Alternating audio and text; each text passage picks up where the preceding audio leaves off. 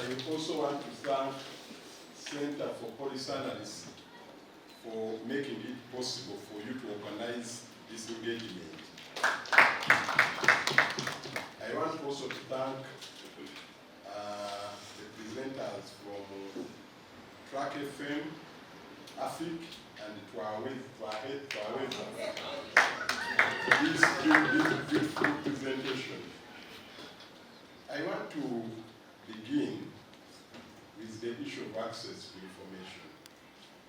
As you are all aware, access to information is a right. And I heard from the submission of the members present here that it is those ministries, departments, and agencies that are denying you information. They delay to give you information, sometimes they deny you information. I think we have heard, because access to information is a right, it is something that we have picked interest in, and we are going to follow it up. Because we know for sure that we cannot do anything without you journalists. It is you who pass over the information, even that information that government wants to take to the public. It is through you that we are able to pass over that information. I want to thank the journalists for the brave submission, but also I want to say that whereas we have issues, but you also have issues to address. Maybe this one may not be for you who are seated here, but for the media houses that you work for. I heard from the submission that there is a problem in facilitating you, the journalist. And I know that is happening. My colleague was saying we have not passed the minimum wage. But I guess this is not to do with the minimum wage. If I'm a media house and I cannot support my journalists to collect information from the field, then I cease I cease to have the right to get the information from that journalist. I remember when I was still a member of the ICT, I had proposed that the UCC engages the media houses and they facilitate you to effectively do your work. And during that time, Irene was in charge, and she promised us that she's going to do that. Unfortunately, I left ICT because she had promised that she's going to come back and report. I think that is something that we should take interest in, even before we think of government facilitating you. But I also support the idea of government facilitating the media houses, but for the case of those ones at Parliament, I think Parliament has the capacity, again, to facilitate the journalists that are created by Parliament to effectively do their work, because we say we are a Parliament that is centered, a people-centered Parliament. So if we are a people-centered Parliament, and the information that we want to pass to the citizen is passed through you, then I don't see any challenge in us as Parliament facilitating the journalists accredited to work for Parliament. I think that is something, my colleagues are here, that we can engage the leadership of Parliament and see at least something, a little facilitation is added on what you get from the media houses that you work for. My sister was saying that the citizen voices must be, I think even someone else said someone mentioned it, that the views of people should be at the heart of Parliament, especially when we are processing bills. I want to say that when we are processing bills, we invite the public and we hear their views. But you see, when you are a house, different people have different opinions. You hear the different views. Of course, even those that are coming, they will not say the same. They will have different opinions on each and everything. But we have endeavored to address such issues, and not all, but many of them have been achieved. I can tell you, I happened to sit on the Committee of Finance. These bills that we have passed yesterday, they began with quite a number of bills. And in-house, we kicked out some. In-house, I mean us in finance. We kicked out some because the Minister of Finance consulted us before. Then he zeroed on those ones that he brought. And even when we started processing those bills, we invited different people, and we had a different view on we were in agreement on some of them, and others not. Like, for example, the issue of kerosene. We had a serious discussion. Ministry wanted so much to have the 300 shillings on a liter of kerosene. But we put our guns down and we said this one, no. On the issue of water, we also fought so hard. But they were saying, you see, we are targeting those people who take mineral water. And the 1 inch that we are fighting for cannot buy those mineral water. We are targeting those people in the hotels, in the well-to-do families that go for this water. And that argument, some members bought it. So it is not that when it came to Parliament, or when it came to the Committee of Finance, we just passed it, let it go, and it becomes one of the taxable items. That was the background, and I thought I need to bring that one out for you to see. But also, again, I had a colleague there saying, when he was talking about the issue of homosexual, then he said the impact of that is these revenues that are coming. And I was surprised he mentioned one of the revenue, IFRIS. And I want to say, IFRIS is not a revenue. If you journalists, as we work together, if we sensitize the public to understand what IFRIS came to do, then these challenges that we are going through of taxes here and then, because at the end of the day, government will need money. But there is a lot of money that is not collected from the public. And it is not collected because there is no that system that link the taxpayer to the revenue authority.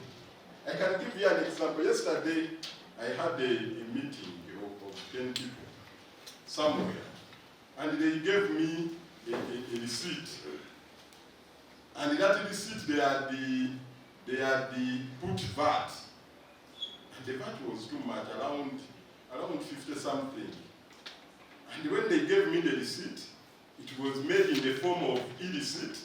But because of my experience, I realized it is not. And I said, this is not an e-receipt. I need EFC receipt if you want this money. The argument was there, the waiter called the supervisor, eventually the supervisor brought in the manager. And the manager said, okay, let me remove this 50,000 and you pay this bill. That means government is losing a lot of money, and at the end of the day, they are going everywhere to pick money, which is unfortunate. So the issue of IFRIS, we all need to support it. The traders are raising pertinent issues. Like the issue personally, I don't support, and I will say it time again, the failure of government to raise the amount of money that is collected on VAT. If in 15 years ago, if someone would register to pay VAT using 150 million, the 150 million is nothing now. Someone to have a sensible capital, it cannot be 150 million. So if they say raise it, what I don't agree with them is to raise it to 1 billion. But if we raise it to 500 million or 400, as we move forward, it is something which they are raising, which is good. But we cannot say that we cannot correct taxes. That one, those of you who move, you see, sometimes when you even go out, the moment you enter a taxi, they begin charging you with maybe, for example, in Dubai, they charge you, they begin with 10 dirham or 16. Then you begin moving as they count. That money goes to government. But here, we are mainly targeting the taxes that we could even avoid and go for those that we may not even impact the mwananchi.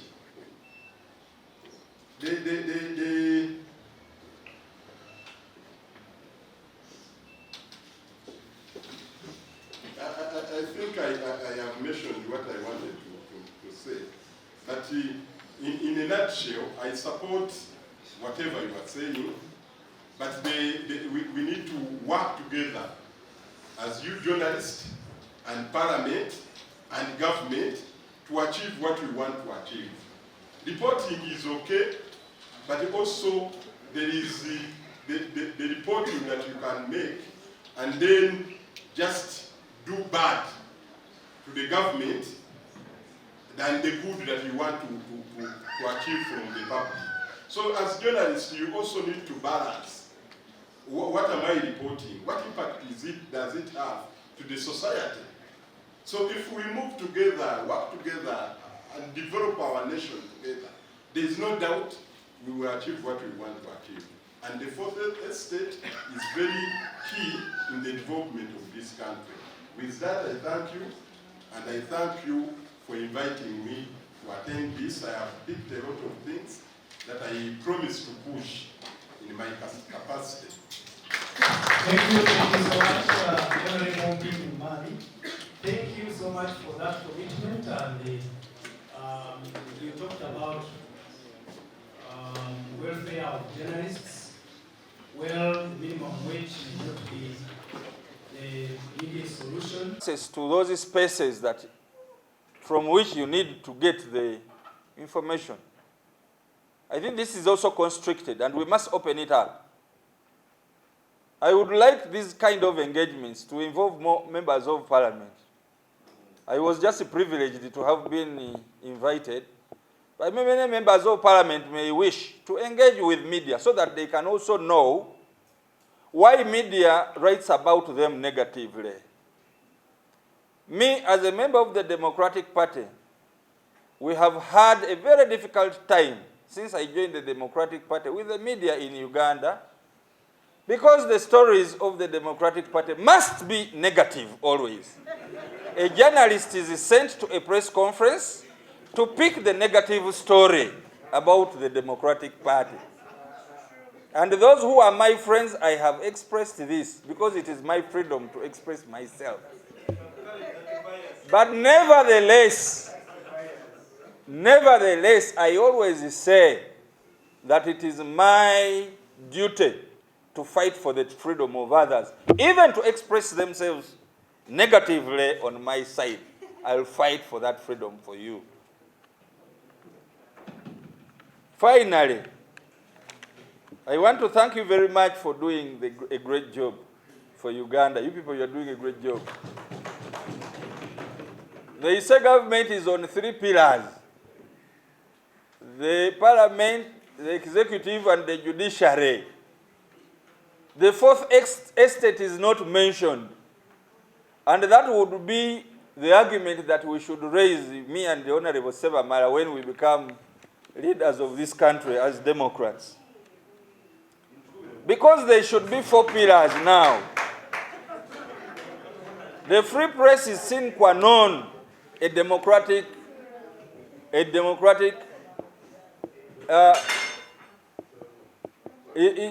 an ingredient of a democratic dispensation, without which you cannot talk about a democratic dispensation without free press.